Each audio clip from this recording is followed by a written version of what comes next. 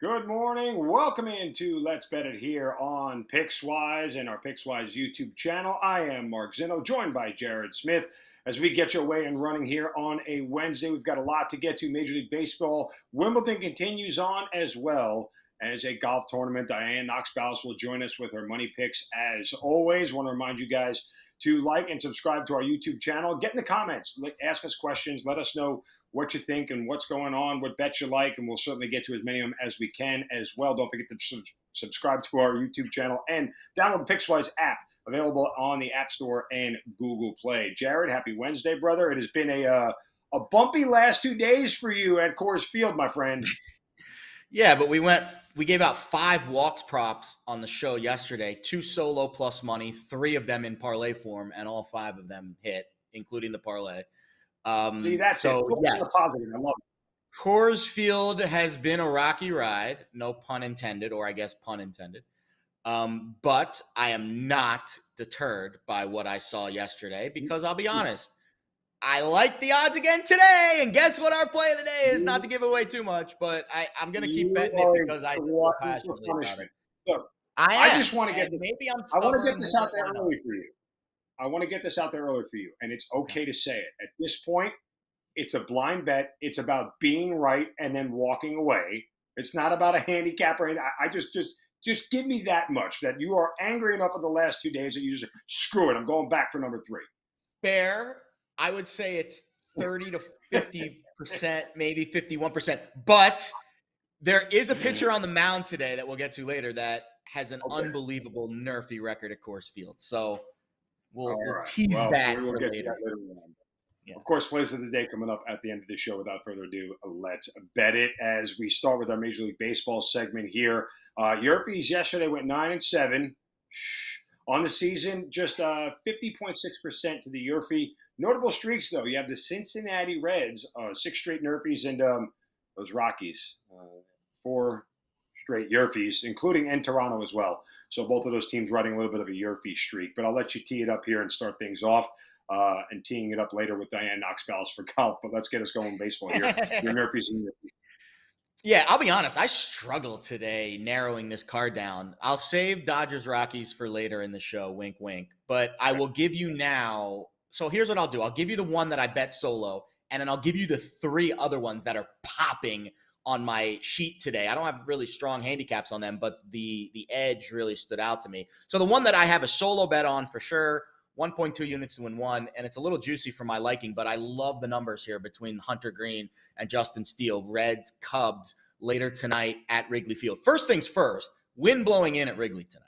Now, again, that could change in the next 8 hours. I'm fully aware of that. But as of right now, at 10 a.m. Eastern, the wind is going to be blowing in later tonight at Wrigley Field. So that's the first part of this handicap. Second part, you get Green and Steele that have been absolutely stellar in this category this season. They're a combined 23-5 to the NRFI. Steele 9-0 at home. So if you combine those 2 NRFI rates, forget about the home number, just the full NRFI rates of both pitchers, you get an implied NRFI rate of about 67%. Well, this is a minus 120 bet, which is implying about 54%. So there's that gap right there, that 13% gap.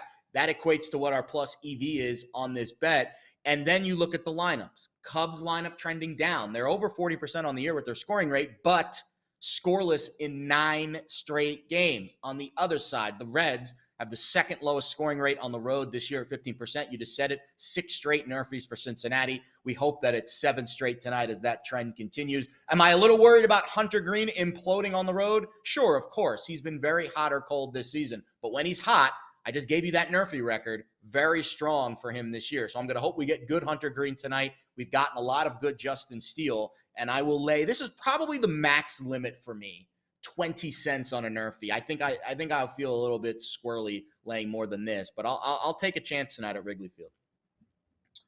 I have 2 NRFIs that I am looking at, and one will be my play of the day, but 2 other ones here. One going to Citi Field with the Mets and the Astros. Look, the Mets just do not give up runs in the first inning at home. Only team less than 10%, and by far the best in that category in Major League Baseball. So they start T1 Walker. And the Mets do their part at home against the Astros. But the Astros are countering with Justin Verlander, who's pretty good in and of his own right. This is a guy that just knows how to go up against good lineups and good hitting. And so it's a matchup thing, and it is juicy. It's at minus 128. But I backed the Mets at home this year as high as minus 140 because they are so dominant in the category. We talk all the time, Jared, you and I, especially about pricing and how to do it and what's a long-term value for success.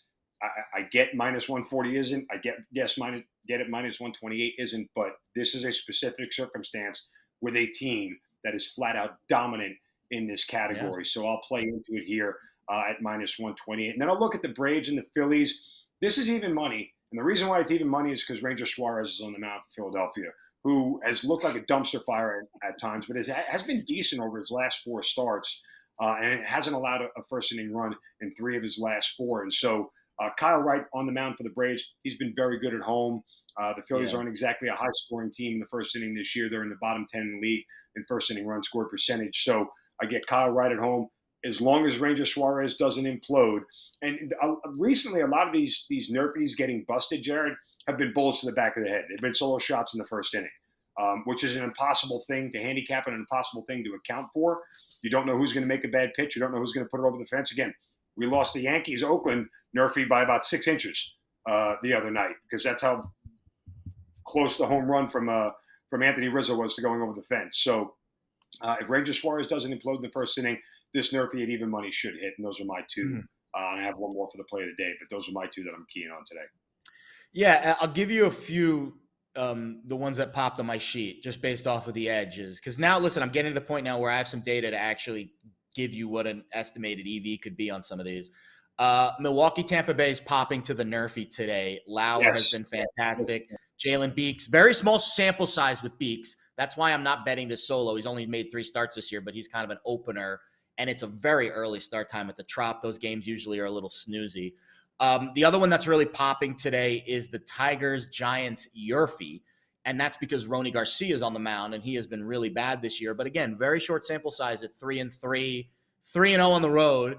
And then on the other side, Alex Wood's been, I would say, average, 68% at home since 2019. That's not a great NRFI rate for a pitcher of his caliber. So we're seeing some positive EV, I think, with the Tigers-Giants YRFI. And then the last one I'll give you is the Red Sox Blue Jays. The NRFI actually popping hard there. The reason that I'm not going with that one is just because of how good those 2 lineups have been of late. But the pitching matchup, Pivetta-Manoah. Manoah's been fantastic. How about this, Zeno? 31-3 to the NRFI for Manoah since 2019. 15-1 at home. And Pivetta's been really good this year, 13-2, but his overall sample size since 2019 a little bit lesser. So those are the 3 that I think are popping today that I would absolutely, consider if you're interested in really having some gamble. Brewers, Rays, NRFI, Giants, Tigers, YRFI, and then Red Sox, Blue Jays, NRFI are the 3 that are showing some value on my sheet today. Yeah, I'm with you with Milwaukee and Tampa. I looked at that one last night. Couldn't get a line anywhere for whatever reason. It was late and I fell asleep and didn't have time to do it this morning. But it was one that was in my head last night, so I'm with you on that one as well. And, oh, by the way, we had a question in the chat earlier in the week from Anthony who talked about the correlation between NRFIs and unders. I'm more curious about the correlation between daytime starts and nighttime starts.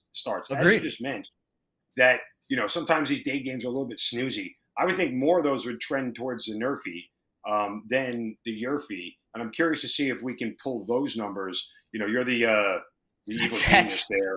That's a lot of work, my man. I'd have to go back and look at every game. You have to go back and look. Take the sample size over the last month and see where we are with it. With 12 and 1 o'clock start time, just anything before 2 p.m. Eastern, right? Yeah. 12, 1 These o'clock are all start things time. that I am thinking about adding to next year's sheet. Again, this is the beta version of the experiment this year. And I don't plan on quitting, my baseball gambling career after this season. So it will continue to evolve. I'm a pretty young guy. Last I checked, at least I feel a lot older than I actually am. But I think that's something that I'm interested in adding to the sheet. In addition to the totals, I'm interested in that too. I think we can continue to add data points as we go and try to evolve this bad boy and make it even better. Real quick, before we get to Diane Knox Balas and golf with the John Deere Classic coming up, you got some of your walk this way parlay and walk props. Go ahead. Dude, the walk props have been so. I'll give you the numbers because again, transparency is key. I'm 27-20 betting walk prop overs this season. That's 57%, up 8 units, 16% ROI. Very small sample size. I'm not gonna, take a victory lap, but the early returns there's an edge here, I think, and I think we're gonna keep staying consistent, 1 or 2 per day, and then we'll throw the juicy ones into a parlay, and we hope to stay consistent with that. The parlay has been even more fascinating that I've been able to, over a full month, keep up like a 40-50% ROI rate, and we'll see if it continues again today. We're going for 2 straight. All right, Nick Pivetta, over 1.5, 67% hit rate on the year for Pivetta, 73% if you widen the sample size to last year. Pivetta on the road today at the Blue Jays, who have seen him a lot. 131 plate appearances against his current Toronto lineup with an 11.5% walk rate against those current Jays. Toronto is about an average walk rate team this year, but 8 of the last 12 right-handed starters have gone over 1.5. What did we see last night? Walk-off win, intense divisional rivalry. These teams both battling for the playoffs. I considered that to be part of the handicap, grinding out longer at-bats, keeping the starters, getting them out of the game earlier than they want. So to me, Pivetta, who's been kind of out of control this year, at even money over at DraftKings, this feels like a bet we need to make. The other one, and I'm going to keep betting A, against this Astros lineup, and B, on any pitcher with the name Walk in their name. So here you go. Taijuan Walker over 1.5. So Walker has had at least 1 walk in 11 straight starts. So we have been, at worst, by the hook in almost every start this season. He only made 12 starts on the year. He's gone over 1.5 in 7 of 12, 55% of his starts if you include last season. And again, the crux of the handicap, just like yesterday with Carrasco, which went over in the 3rd inning, it's this Astros lineup. Second highest walk rate against righties in the last 30 days at over 10%. And this trend is insane. 14 of 17 right-handed starters in the month of June have gone over 1.5 walks. So we'll get Walker at -110 at DraftKings again. Here's your walk this way parlay. Again, it hit last night. We'll see if it hits tonight. It's +319. Alex Wood under 1.5. He's home against the Tigers. He's gone over in 2 straight, which is intriguing, but he has not gone over 1.5 walks in 3 straight starts all season, and it only happened once all of last year. So I expect some correction with Mr. Wood, and he's facing a Tigers lineup that has the lowest walk rate against righties in Major League Baseball. Kyle Wright over 1.5. He has a 19% walk rate in 36 plate appearances against the current crop of Phillies. Hoskins and Real Muto, 5 walks and 16 PAs against Kyle Wright, so we'll go over 1.5 at the Phillies today. And Mitch Keller over 1.5 at the Nats, 64% hit rate here. Nats trending up. 11 of 17 righties in the month of June have gone over 1.5 walks against these nasty Nats. So there's your walk this way parlay at the bottom of the screen. A Wood under 1.5, K Wright over 1.5, M Kell over 1.5, plus 319. Going for back-to-back winners here on the walk this way parlay. Sorry, had to get that in. I know, absolutely. All right, well, let's pivot from the diamond to the divot on the course and welcome in good friend, the incomparable, the effervescent, the more right than wrong, Diane Knox Balas, as we preview the John Deere Classic and the Live Golf Tour. Good morning, Diane, and welcome as always. Hello, guys. How are you? Lovely. We are better than Live Golf, I think, at this point. At least the publicity for Live Golf. So we're underway. We're getting closer to getting underway in the first event in Portland. How are you handicapping some of these events? Because it's different with 54 holes. Moving day is now, I guess, Friday, and there is no moving day. It's a shotgun start. Yeah, it's all one big amorphous mess, right? Right, Diane? Yeah, there you go. So how do you handicap these, Diane?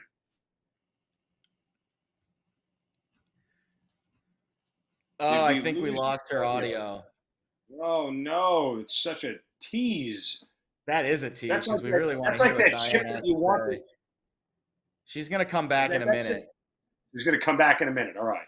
I was on the course yesterday. When she figures out her audio. Hold on. I have a comment on the Live Golf thing while we fill for Diane. Right. So I watched and we'll get Diane's thoughts about this, obviously, once she comes back. I watched the press conference this morning, actually, a few hours ago, with Perez and Koepka and Reed. And to me, first of all, Pat Perez is an amazing human being. I totally relate to why he is on this tour. Reed and Koepka just look like they're just like completely in it for the money. Like the answers that they gave and the way how detached they looked and felt from reality almost.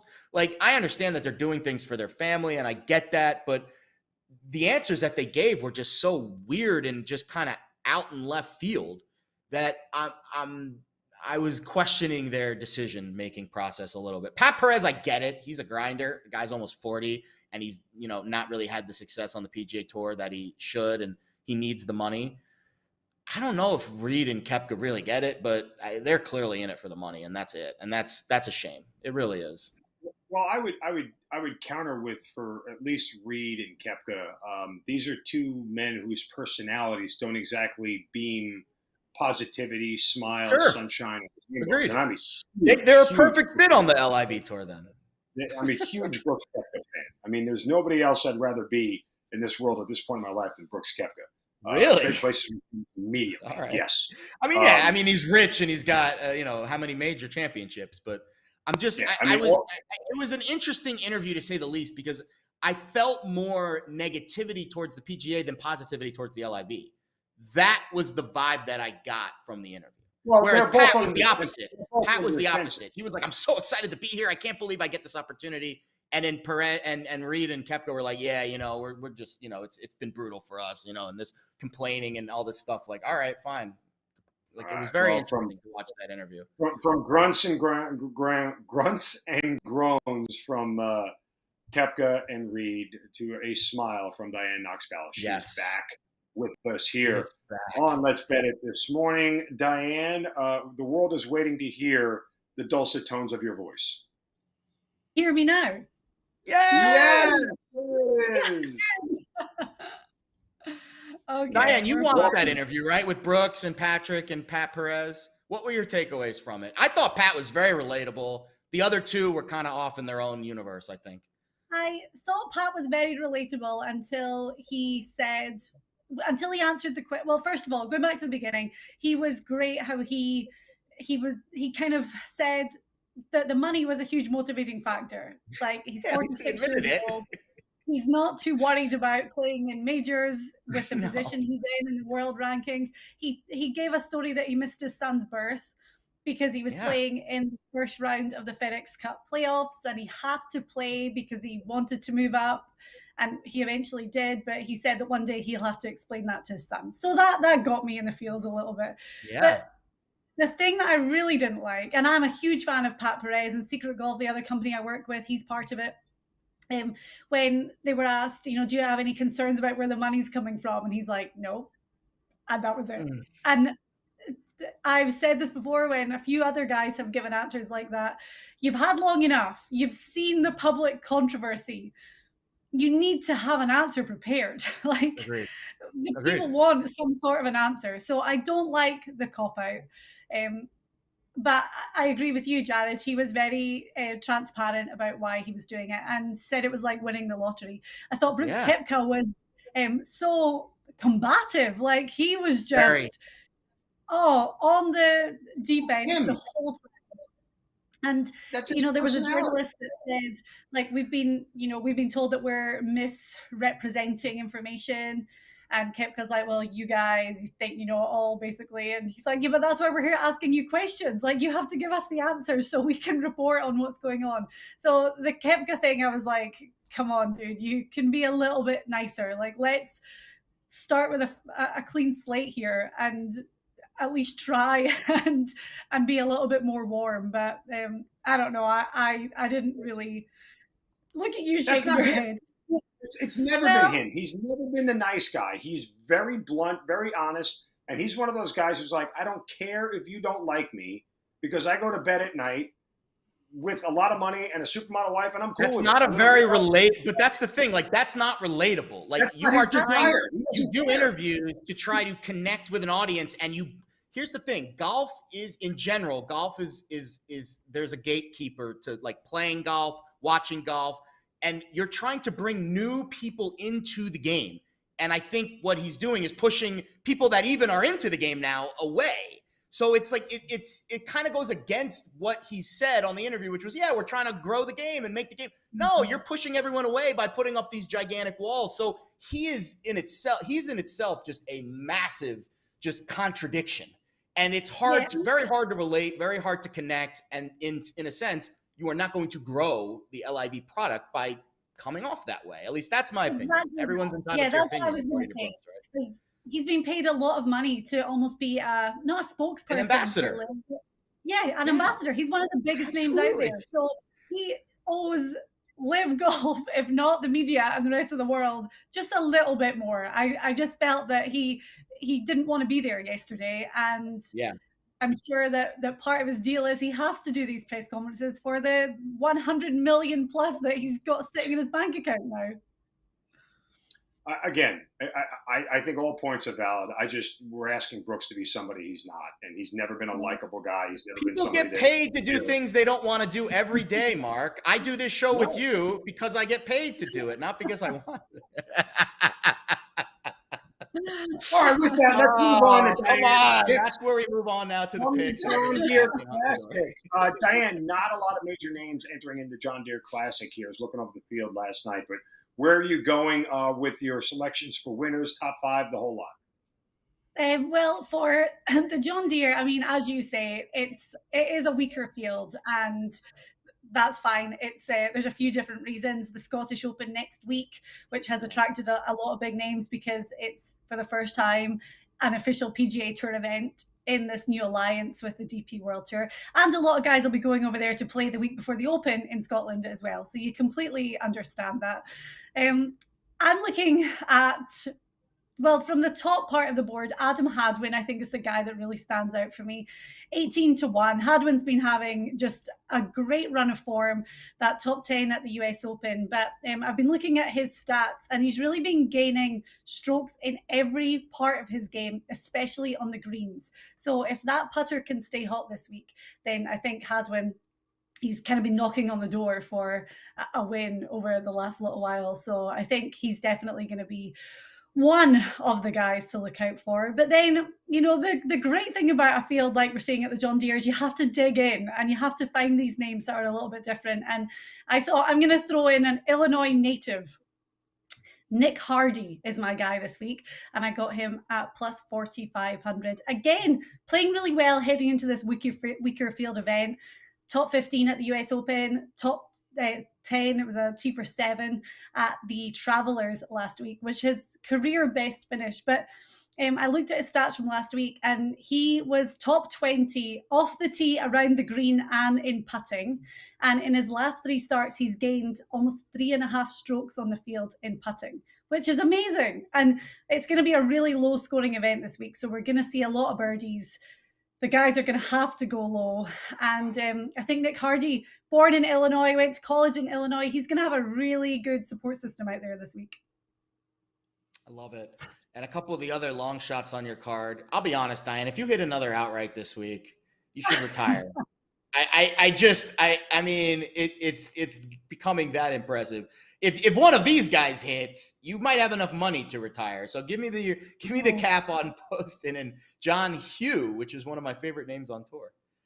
John Ha is See, I don't even know how to say it. That's why you're here. Like the perfect name for a long shot. I'll move on to him in a second. I'm going to start with JT Poston, who's 55-1.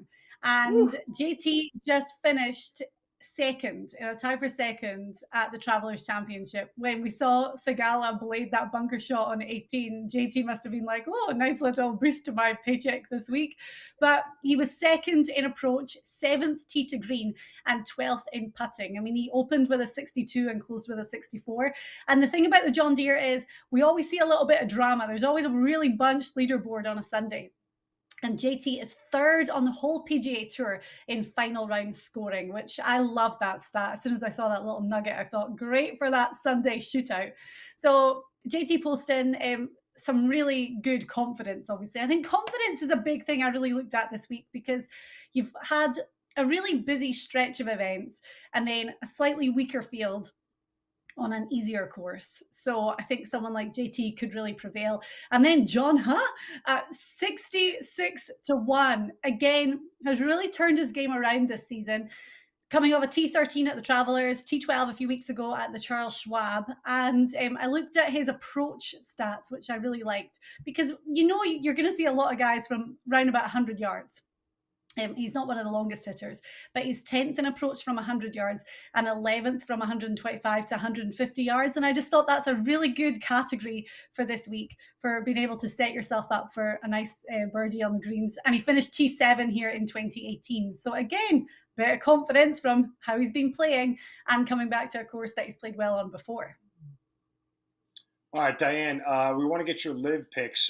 Before we get there, though, you have 2 top 5 finishers and a name I really, really like in Denny McCarthy. Yeah. Yes. Denny. I have been picking Denny McCarthy like every week this season, because he's been really playing great. He's one of the best putters on the PGA Tour. And I had him in the top 10 position last week for the Travelers and he missed the cut. But I'm giving him a little pass because he had a lot of these guys have had a really busy run of events, and he would have had the weekend to kind of get prepared for this event. But it's the putting. I mean, I just think that we've seen like 20 under. Michael Kim won here in 2018 at 27 under par. So it's going to be a shootout. And I just think large greens, someone like Denny with that approach stat and the brilliant putting stats, I got him at plus 550 for a top 10. And then just another guy to look out for, and I love this, Callum Tarran is an Englishman. And he was playing great at the US Open, started really well, and was really at the top of the leaderboard for the first couple of days. But I got him top 20 at plus 550. And I just think, he's a really big hitter.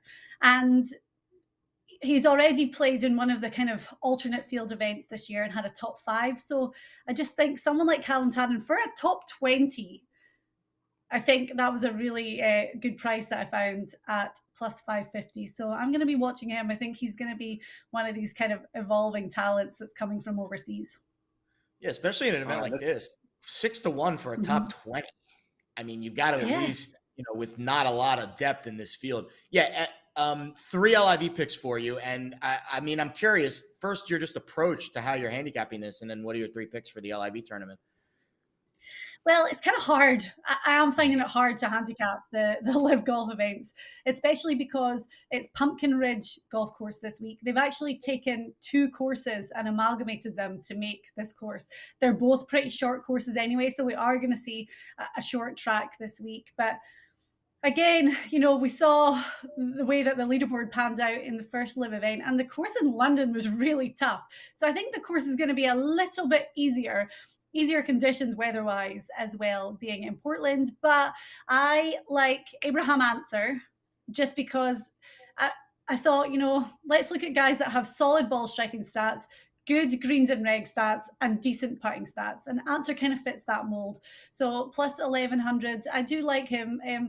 I think that a lot of these guys, especially the ones that have been doing their press conferences, they've maybe got not something to prove, but maybe a little bit of extra motivation because they're seen as the kind of bigger names, right? We're coming out for the second event. Let's really make our mark. So I like Answer, and I like Pat Perez. You'll like this one, Jared.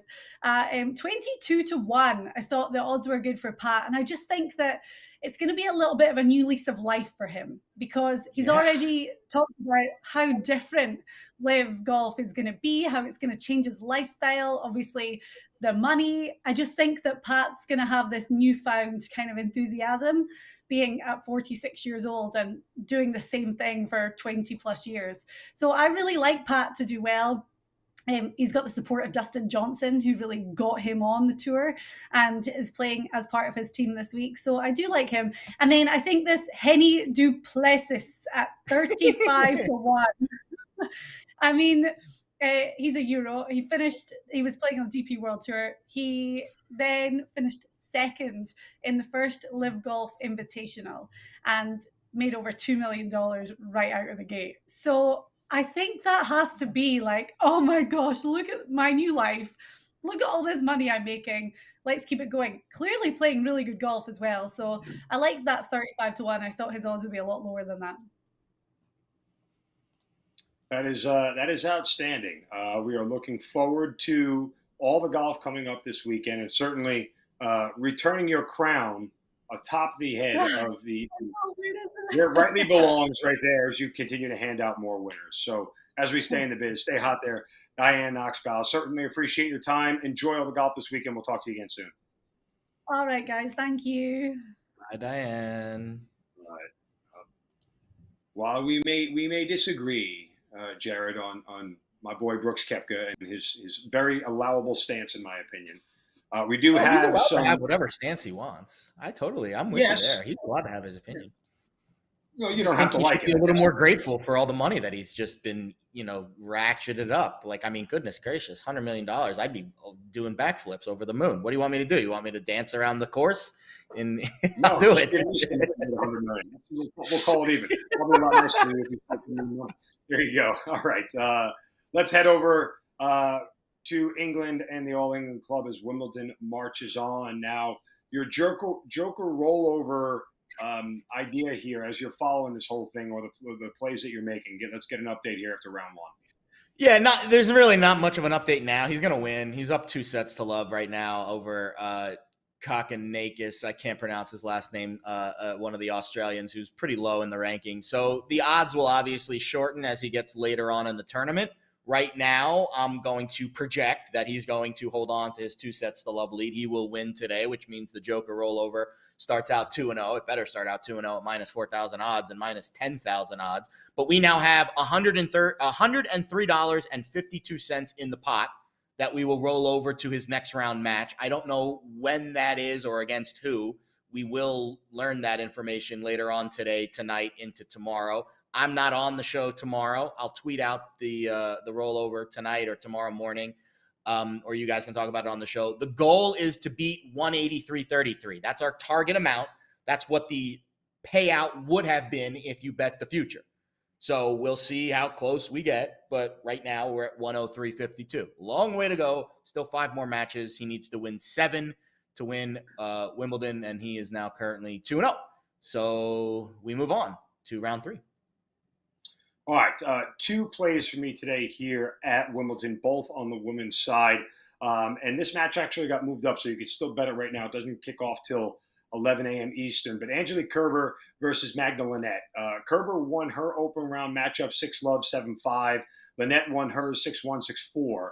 But I'm going to back Kerber here, the 15th ranked player in the world, minus 4.5 games over Linette. Kerber's experience and her ground stroke should be enough to carry her here. This is a short number, all things considered. Again, if she wins 6-3, 6-3 and doesn't drop a set here, you cover. So it's pretty amenable. You're getting plus money at plus 108. Linette could be a little bit of a problem because she can match her stroke for stroke, but still, I'm going to back the 15th ranked player in the world to be able to dominate in round 2. And then a little bit of an upset here in the making for Carolina Garcia over Emma Raducanu.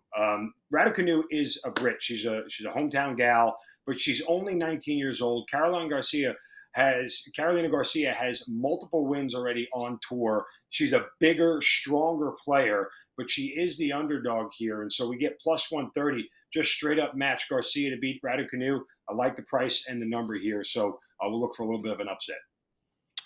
Yeah, didn't look too much into that match, but that is an interesting one. Anytime the Brits are playing, I always take notice. I do actually, I'll be honest, I kind of like, it's kind of calming to handicap tennis because it, again, kind of like golf, there's really only one thing to look at, and that's what the record is on that surface and then maybe some recent form. It's not a very complex handicap. And if you can find interesting little nuances in the market, I think you can have a little fun here. So I am going to make one wager today. So we lost yesterday on Sloane Stephens. We're 1-1 with the LBI Wimby picks that we've given out here on the show. Again, all of my Wimbledon picks that I'm giving out on the show are for a half a unit. I don't consider myself an expert tennis handicapper. I enjoy watching and betting on it, but I'm not going to burst the bankroll based off of something that I don't have a ton of experience or depth in. But I do like this spot today for Tim van Riethoven over Riley Opelka. This is something, this is one of the plays that our friend Ricky Diamond approves of. So the interesting thing here, there's a massive discrepancy in the rankings. Opelka is a much higher ranked player, has had much more success on tour, but Riethoven is a grass court specialist. And that's why he's favored today. Anytime a lower, significantly lower ranked player, like 80 spots in the rankings, is favored to beat someone, again, it's kind of like when in college football, when the unranked team is favored against the ranked team, you're like, well, wait a minute, there's probably a reason why. The sports books are usually pretty smart about this. Riethoven has won 6 consecutive matches on grass. Opelka has a losing record on grass, 7-13. And the only reason he's in the second round is because his first round opponent had to withdraw because of a medical reason. So again, big discrepancy in the rankings. Opelka, the significantly higher ranked player, is an underdog today against the lower ranked player. We'll take a half unit on Van Riethoven from the Netherlands at -120. Let's have some fun. I think this is a 12:30, 1 o'clock Eastern start, so you got a couple hours here to get this in. By the way, I don't know what the number is, but we've already had a major upset on the women's side as Jewel Neimer, or Neimer, has already beaten the number 2 ranked player in the world, Annette Kontaveit. I think that's how you say it. So the number 2 ranked player in the world bounced in round 2. So if you were on that, it's a good play, to say the least. All right, let's go now to our plays of the day. Before we get there, let's hit to the Pickswise website, pickswise.com, for our 3-star plays of the day. Jared, what do we have available to us? Well, there's some guy named Mark Zino that I've never heard of that's offering a NRFI bet as a 3-star, but I'll let that come directly from the horse's mouth there. Luke Lindholm has this is a same game parlay, which I don't see in the 3-star ranks too often, on an MLS match tonight. Red Bulls and the Atlanta United, your home team there in the ATL. Your home and your second home, New York against Atlanta. So keep an eye on that one tonight. And then, of course, Diane's got some golf plays on the site as well for 3-star action, if that catches your fancy. All right. With that, we will get to our plays of the day. Jared, you've already mentioned it, but let's do it again, and then I will give out mine, and we will wrap this puppy up. Go ahead. Yeah, I'll be honest. This one is not as juicy as it was yesterday, where I was seeing a massive edge in the NRFI for the Rockies Dodgers at Coors Field. I'm not seeing as much of an edge today in terms of the NRFI rates, but there is a really strong record that I want to share and that I want to keep betting on if we're getting it at this price. German Marquez is 36-9 to the NRFI at home since 2019. That is an 80% hit rate. That is a good hit rate in not altitude. You throw in the fact that he's done that at altitude is very impressive. So he's on the mound today facing the Dodgers. Now, the other side is the side that concerns me. Julio Urias has been average to the NRFI this year, 9-5, and he does not have great numbers at Coors Field, and he does not have great numbers historically against his current Rockies lineup. So take that for what it is. You're still getting +140, which in my eyes is a fair bet based off of the rates that I'm seeing. My sheet gives that about an 8% edge. Granted, there's much higher edges on the board today, but I'm a stubborn dude, and we've lost this 2 days in a row, and I'm convinced that one of the games of this series is going to be a NRFI. The law of averages says one of the games in this series will be a NRFI. So if it's not today, then it might not be ever. But we'll take one more shot today for the play of the day. Again, everything's a unit, so it's not like we're putting more exposure on this for our bankroll, but we're obligated contractually to give a play of the day. So it is the Rockies Dodgers NRFI at +140. All right, for my play of the day, I will go to one of the prettiest ballparks in baseball, who houses one of the ugliest teams, as we head to Kauffman Stadium in Kansas City, where the Texas Rangers have been beating up on Royals pitching for the past 2 games. But that's not what this is about. It's just about the first inning here. The Texas Rangers start Dane Dunning. Don't know who Dane Dunning is? You probably should. Nonetheless, Dunning has only given up a first inning run 1 time in his last 13 starts. Zach Greinke toes the rubber for the Royals. He's only given up a first inning run twice in his last 11 starts and 0 times at home this year. Greinke making his second start since coming off the IL. Much better at home this year, on the road, a 2.28 ERA, where he has not given up a single home run at Kauffman Stadium this year. So hopefully we're eliminating that first inning bullet to the back of the head home run that kills the NRFI. Both of these teams bottom 10 in baseball in first inning run scored percentage. Now, Texas, again, the better lineup, but Kansas City allowing opponents to score in the first inning just 21% of the time at home this year. That is much better than their overall percentage. So we get a manageable minus 104 price. We'll take a NRFI at Kauffman Stadium between the Royals and Texas Rangers to close out this series today. I love this one. I'm tailing you on it. Absolutely. Love this bet. It's popping on my sheet too. It's got about a 23% edge. So yeah, I really like it. This is the play that I put up on the website as well. So jam-packed show here. We got a lot in. We hope you guys appreciate it. Again, leave us some comments in the comments section on the YouTube page. We'll try to respond to everybody. Follow us on Twitter. He's at Jared Lee Smith. I'm at Mark Zino. Of course, follow us at Pickswise as well. Download the Pickswise app. And you guys have a wonderful Wednesday. Best of luck with all your bets. Go get it. Go bet it. We'll see you tomorrow.